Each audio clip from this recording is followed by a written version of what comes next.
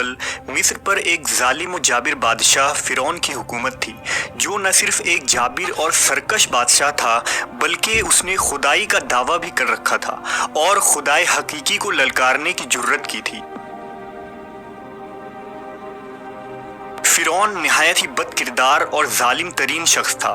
فرعون نے اپنی رعایا کو حکم دیا تھا کہ وہ اس کے آگے سجدہ کرے، اور جو کوئی بھی اسے سجدہ کرنے سے انکار کرتا وہ اس پر ظلم کے پہاڑ ڈھا دیتا، یہاں تک کہ اسے قتل کروا دیتا۔ اس زمانے میں اللہ نے اپنے سچے پیغمبر حضرت موسیٰ علیہ السلام کو مابعوث کیا، جنہوں نے بنی اسرائیل کو اللہ کی طرف دعوت دی اور انہیں جھوٹے خدا کی عبادت سے باز آنے کی ہدایت کی۔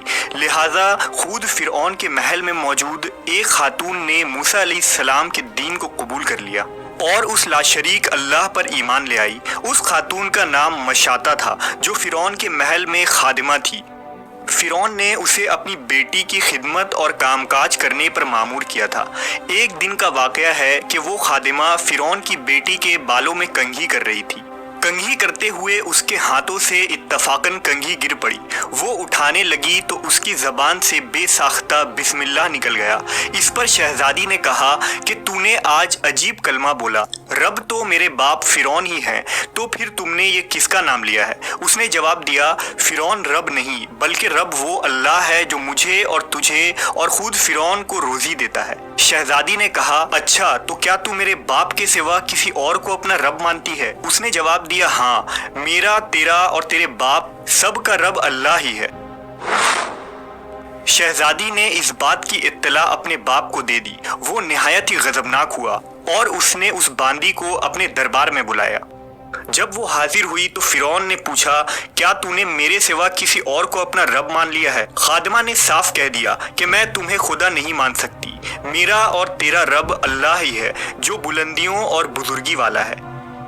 جواب سن کر فرعون حیرت زدہ رہ گیا۔ اسے اتنی استقامت اور جرأت بھرے جواب کی امید نہ تھی۔ فرعون نے سوچا کہ اس عورت کو ایسی عبرتناک سزا دینی چاہیے کہ اس طرح کی جرأت دوبارہ کسی شخص کو نہ ہو۔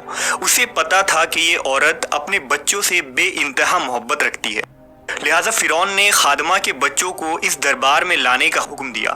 پھر فرعون نے سپاہیوں کو حکم دیا کہ ایک بڑی دیگ میں تیل کھولایا جائے۔ جب یہ دیگ خوب تپ گئی تو فرعون نے حکم دیا کہ اس عورت کے تمام بچوں کو ایک ایک کر کے اس کھولتی ہوئی تیل میں ڈال دیا جائے۔ فرعون کا حکم سنتے ہی اس عورت کے آنکھوں کے سامنے اندھیرا چھا گیا۔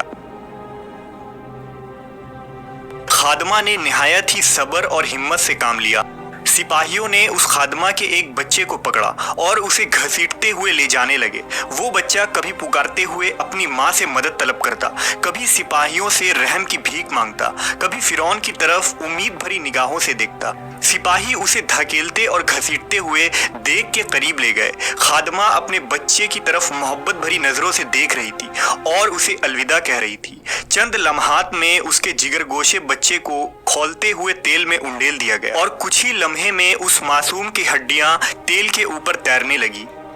فرعون نے خادمہ کی طرف دیکھا اور کہا، اب اس نادیدہ خدا کو چھوڑ دو اور مجھے رب مان لو۔ خاتون نے دلیرانہ نظروں سے فرعون کی طرف دیکھا اور اسے خدا تسلیم کرنے سے انکار کر دیا۔ فرعون اس ثابت قدمی اور ہمت کو دیکھ کر دنگ رہ گیا۔ تھوڑی دیر میں اس کے دوسرے بچوں کو بھی تیل میں ڈال کر ہلاک کر دیا گیا۔ اب سپاہی اس خاتون کے سب سے چھوٹے بچے کی طرف بڑھے جو شیرخوار اور معصوم تھا۔ جب سپاہیوں نے اس بچے کو چھینا تو بچے نے زور سے چیخ ماری۔ ماں کا کلیجہ منہ کو آ گیا اور اسے ضبط نہ رہا، وہ زمین پر گر پڑی اور زارو قطار رونے لگی۔ وہ عظمت والا لاشریک خدا اس عورت پر گزرنے والی قیامت سے خوب واقف تھا، لہٰذا اللہ کی طرف سے ایک معجزہ ظاہر ہوا۔ وہ شیرخوار بچہ جو ابھی بول بھی نہ سکتا تھا، اس کی زبان میں بولنے کی قوت آ گئی۔ بھری دربار میں بچہ بول اٹھا، اے میری ماں، تو حق پر ہے، بے شک دنیا کی سزا آخرت کے عذاب کے مقابلے میں بہت ہلکی ہے۔ فرعون کے دربار میں موجود لوگ اس بچے کی آواز سن کر حیرت زدہ رہ گئے، لیکن ان کے دلوں پر لگے کفر کے تالے پھر بھی نہ کھلے۔ کچھ ہی دیر میں اس بچے کو بھی دیگ میں ڈال دیا گیا اور یہ بے خطا معصوم موت کے آغوش میں چلا گیا۔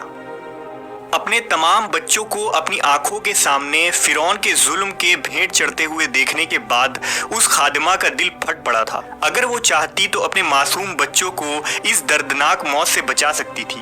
اسے صرف ایک کلمہ کفر پڑھنا تھا، مگر یہ فقط جان بچانے کا ایک بہانہ ہوتا۔ مگر اسے یقین تھا کہ اس کے رب کے پاس اس کے لیے جو کچھ ہے وہ اس ختم ہو جانے والی دنیا سے کئی زیادہ ہے۔ اب سپاہیوں نے اس خادمہ کو پکڑا اور دھکیل کر اس دیگ کے پاس لے گئے۔ خادمہ کے ذہن میں ایک بات آئی۔ اس نے فرعون کی طرف دیکھ کر کہا، رکو، میری ایک درخواست ہے۔ یہ سن کر فرعون کو کچھ امید پیدا ہو گئی۔ فرعون نے کہا، ہاں بتاؤ، کیا خواہش ہے؟ عورت نے کہا، تم میری اور میرے بچوں کی ہڈیاں ایک ساتھ جمع کر کے ایک جگہ دفن کر دینا۔ پھر اس نے اپنی آنکھیں بند کر لی اور اسے بھی دیگ میں پھینک دیا گیا۔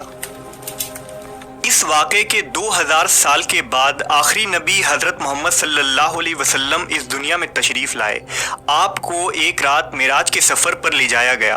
معراج کی رات جب نبی صلی اللہ علیہ وسلم براق پر سوار ہو کر بیت المقدس پہنچے تو آپ کو مصر کی طرف سے ایک خوشبو آنے لگی۔ حضور نے جبرائیل سے پوچھا، اے جبرائیل، یہ کتنی اچھی خوشبو آ رہی ہے، یہ خوشبو کیسی ہے؟ جبرائیل امین نے عرض کی، یا رسول اللہ، فرعون کی ایک باندی تھی جس نے ایمان کے خاطر اپنے اور اپنے بچوں کے جانوں کا سودا کیا تھا۔ اس کے اور اس کے بچوں کے ہڈیوں کو جہاں دفن کیا گیا تھا، جس دن انہیں دفن کیا گیا اس دن سے لے کر آج تک یہ خوشبو آ رہی ہے اور یہ قیامت تک آتی رہے گی۔ بے شک ہم خوش قسمت ہیں کہ اللہ نے ہمیں ایمان کی دولت سے نوازا، جس ایمان کو پانے کے لیے لوگوں نے اپنی اور اپنی اولادوں کے جان کے نذرانے پیش کر دیے، جبکہ ہمیں کتنی آسانی سے یہ دین اور ایمان مل گیا۔